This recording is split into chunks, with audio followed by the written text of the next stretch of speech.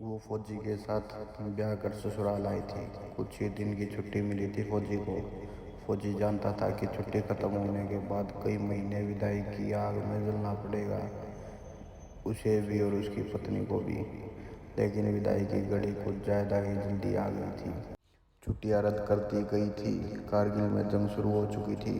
10 दिन पहले ही आने का बुलावा आ गया। फौजी की पत्नी के चेहरे पर मायूसी साफ दिख रही थी। उनके नैनों की चंचलता खो गई थी। बड़े सागर जैसी गहरी आंखों से पानी बस बांध तोड़कर बहने को तैयार था। फौजी ने अपनी पत्नी को आलिंगन बंद किया और बोला, फौजी से ब्याह किया है तूने तो मन को मजबूत तो करना ही पड़ेगा। बस तेरा पति ही नहीं हूँ, अपने प्लाटून का सिपाही और भारत माँ का बेटा भी हूँ मैं। आंसू मत बहाना, क्योंकि जब फौजियों की बीवियों की आंखों से आंसू बहते हैं तो वो देश के देश उजाड़ जाते हैं।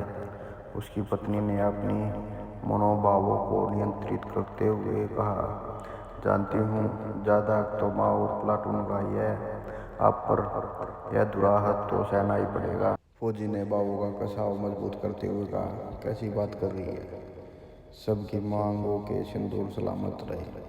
भैया दूज पर किसी बहन की आंखों में आंसू ना हो, वही पर हर माँ खुशी से व्रत रखे।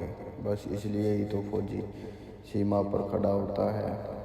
फौजी की पत्नी के चेहरे पर एक मुस्कान फैल गई और वो बोली, जानती हूँ इसका भी मान भी है फौजी, आगे भी मान रखूंगी। फौजी ने अपनी आंखों में याचना के भाव लाते हुए कहा, कल जब मैं जाऊं तो तू मुझे दुल्हन की तरह सजकर विदा करना। वैसे भी अभी तो तू नई नवेली दुल्हन ही है। उसकी पत्नी की मुस्कुराहट में प्रेम से भरी छवि करती थी। फौजी को विदा करने के लिए उसकी पत्नी ने 16 श्रृंगार किए। आज वो उस दिन से भी ज़्यादा सुंदर लग रही थी जब वो दुल्हन बनकर फेरों की वेदी पर आई थी। फौजी ने चुटकी ली, मुझे नहीं पता था तू बनाव श्रृंगार में इतनी माहिर है। आज तुझे देखकर लग रहा है तुझसे सुंदर कुछ नहीं। फौजी की पत्नी ने भी चुटकी ली। कहीं फौजी का मन तो नहीं डोल रहा, अपने प्लाटून से दगा करने की तो नहीं सोच रहे। फौजी नारी, ऐसा तो यो मन है ही नहीं, प्लाटून से दगा तो नहीं हो पाएगा। फौजी की पत्नी ने कहा, एक बार जीत कर आ जाओ। आपने फौजी का स्वागत आज से भी ज़्यादा सुंदर श्रृंगार करके करेगी तेरी पत्नी। ऐसा श्रृंगार जैसा किसी ने कभी ना किया होगा। फौजी ने आश्चर्य से कहा, इससे भी ज़्यादा सुंदर हो सकता है क्या कुछ? फौजी की पत्नी ने कहा, जीत कर वापस आना और खुद देख लेना। फौजी ने प्रेम से परिपूर्ण मुस्कान से उत्तर दिया, लेकिन कुछ नहीं बोला और मुड़कर चला गया। फौजी की पत्नी ने अभिमान से कहा, जीत कर ही आना फौजी। फौजी रुका और बिना उसकी तरफ देखे कहा, हाँ जीत कर ही आऊँगा। बस ये नहीं कह सकता कि मैं तुझे आगे बढ़कर गले से लगाऊंगा या तू मुझे आगे बढ़कर गले लगाएगी। इतना कहकर फौजी चल दिया। फौजी की पत्नी ने उत्तर दिया, जीत कर आया तो तेरी कसम सारी लोक लाज बोलकर तुझे गले से लगा लेगी तेरी पत्नी। फौजी ने चलते चलते ही हाथ हिलाकर अभिवादन किया। युद्ध चरम पर था। पता नहीं कितने घरों के चिराग अपनी आहुति दे रहे थे। इस यज्ञ में उस फौजी ने भी अपना धर्म निभाया। जो भी शत्रु उसके सामने आया वो धराशायी हो गया। जितने घाव फौजी के शरीर पर बनते थे उसका रूप उतना ही विकराल हो जाता था। काल प्रतीक्षा कर रहा था उसकी पूर्णहुति की इस राष्ट्र यज्ञ में, लेकिन शायद उसके विकराल रूप को देखकर काल भी ठिठक गया। और जब तक उस फौजी ने मोर्चा ना जीत लिया, काल भी उसके निकट नहीं आया। फौजी अपने प्राणों का उत्सर्ग कर चुका था। उसका चेहरा तेजमय। फौजी का मृत शरीर उसके घर लाया गया। ऐसा कोई नहीं था जिसके नेत्रों से आंसू धारा ना बह रही हो। पूरे गांव को गर्व था फौजी की वीरता पर।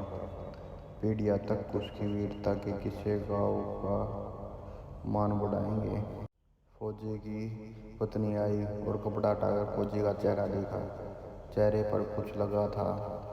उसने उसे हटाया और दोनों हाथों से बलिया लेते हुए बोली, कितनी सस्ती है वर्दी मेरे फौजी पर, किसी की नजर न लगे। फिर उसने फौजी के शरीर को अपने गले से लगा लिया। तभी एक हवा का झोंका आया और उसके कानों में फौजी की आवाज़ सुनाई दी। एक वादा तो निभा दिया पर दूसरा नहीं निभाया तूने। बोल रही थी कि ऐसा श्रृंगार करेगी जैसा किसी ने ना किया होगा, लेकिन तूने तो ना लाली लगाई ना सिंदूर। फौजी की पत्नी ने तुनक कर उत्तर दिया, जा नहीं करती श्रृंगार फौजी, बुरा हाथ कर गया ना मेरे साथ, बस माँ से ही प्यार था तुझे।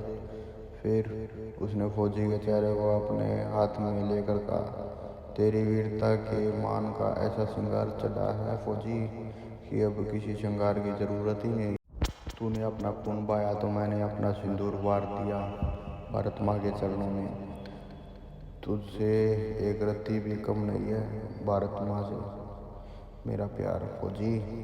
फौजी की पत्नी के चेहरे पर स्वाभिमान का तेज बिखर रहा था। एक भी आंसू नहीं था उसकी आंखों में। वो सौंदर्य की अप्रतिम प्रतिमा लग रही थी। रति और कामदेव भी ऐसा श्रृंगार नहीं कर सकते जैसा श्रृंगार उस फौजी के प्रति उसके प्रेम के अभिमान ने किया था। यहाँ तक आपने कहानी सुनी तो एक लाइक और सब्सक्राइब तो बनता है अपने देश के फौजी भाइयों के लिए। धन्यवाद।